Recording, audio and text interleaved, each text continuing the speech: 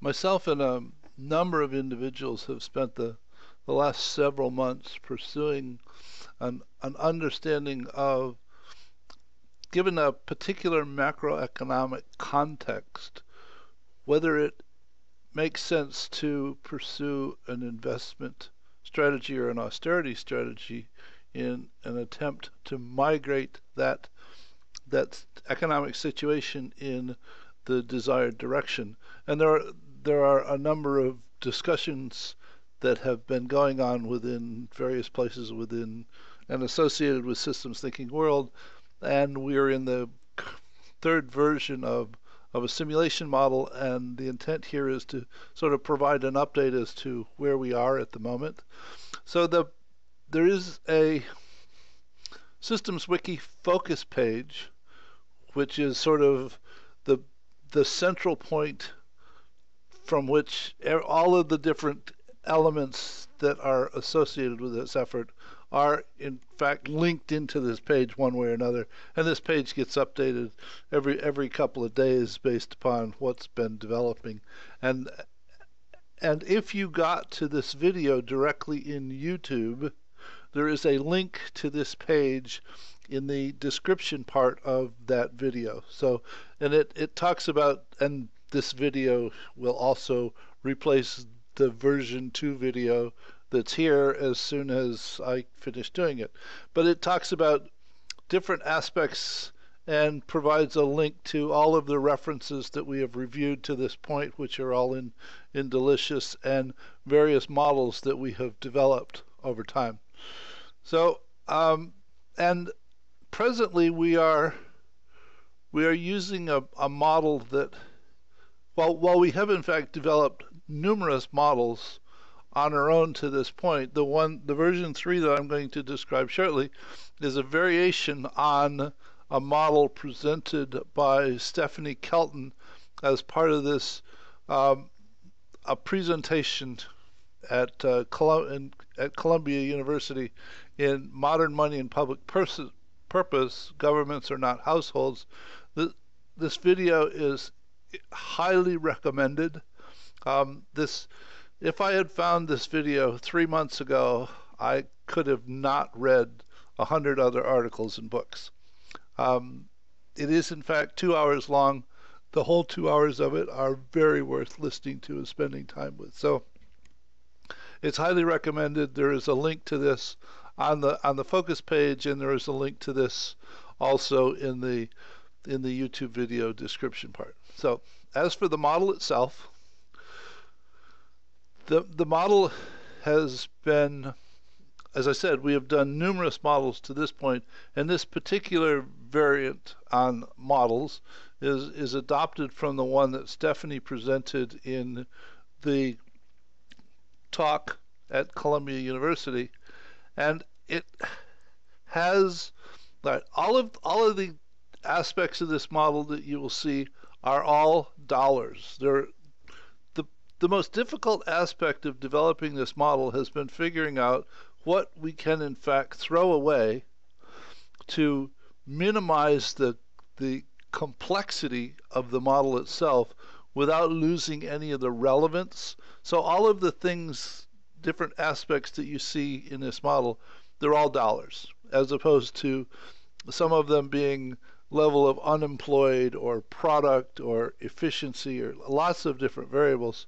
Everything is dollars. So there are in fact household dollars which are spent in payment for goods, which is what's responsible for the aggregate demand, resulting in dollars to the firm, and the firm uses those dollars to in fact create payments for household dollars.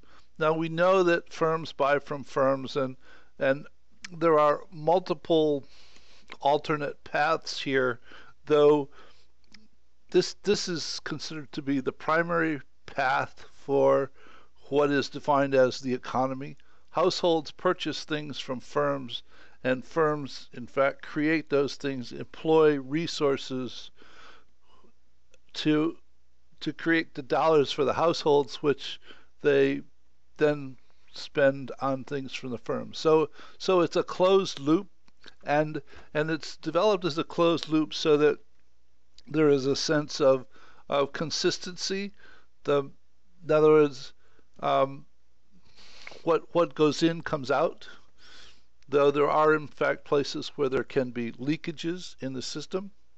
Now, when you start this system, when you start this scenario, there is in fact no money in the cycle. There is no money in the cycle until the government in fact spends money to create demand, to cause firms to hire people and create things to so that households can buy them. So that after I finish this video explaining the model itself, there will be a number of additional videos, each one of them intended to demonstrate a scenario of how the relationships in this model unfold in different initial contexts. So the government, in fact, spends money to create demand, and that's what creates money in this system to begin with. Now, what we are talking about, the assumption is here is this is a macroeconomic model for a fiat money system where the country, in fact, creates its own money. The model is not correct for a state in the United States because the states don't create their own money, but it is a model considered to be appropriate for the United States itself. So the government spends money into circulation, and the economy then goes from household to firms and back again. It is, in fact, the government also levies taxes on firms and households, which causes a flow of money back into government dollars. Also, households can, in fact, choose to save some portion of their money, and what that will, in fact, do is detract from the aggregate demand presented to the firm, or households can choose to buy imports so that some of the money, in fact, goes to other countries as opposed to firms in the U.S., and that also ends up detracting from what creates aggregate demand within the U.S. Additionally, firms can, in fact, choose to take profit out of the cycle or retained earnings, which will then diminish the amount of dollars used to pay for inputs from households. And additionally, foreign countries can, in fact, create demand on the firm, resulting in exports, and that actually ends up adding dollars to the circular flow. The last point is that firms and households can, in fact, choose to borrow money, which will increase the flow in the economy for some period of time, though that when they borrow money, sooner or later they have to pay it back, which takes the money out of the flow. So these are the circular flows. Oh, and as opposed to all of these other bubbles in here, don't worry about them. They are simply variables used to specify what the flows are supposed to be for certain time periods, and that will become meaningful as soon as I walk through a number of scenarios for the model itself. So the primary economic cycle is from households to firms and back to households, with inputs based upon government spending and extractions based upon taxes levied by the government. The taxes are considered to be what's called a leakage.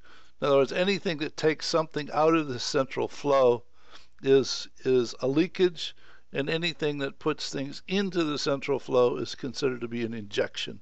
And that's why the legend is over here. And that's why they're colored in this way. So that when the household chooses to buy exports, results in an chooses to buy imports, resulting in an import payment, it takes money out of the system and is a leakage, whereas other parts of the world creating demand, causing exports from the U.S., it ends up being an injection of money into the flow. And savings, in either instance, takes money out of the flow, and borrowing puts money into the flow. So hope this has been helpful, and in the next several videos I will present various scenarios as to the implications of these relationships.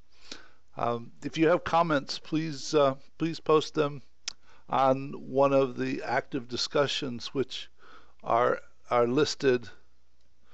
Well, wherever the announcement is, there will be a link to a discussion that you can post comments to about this model and or the scenarios. So take care. Bye.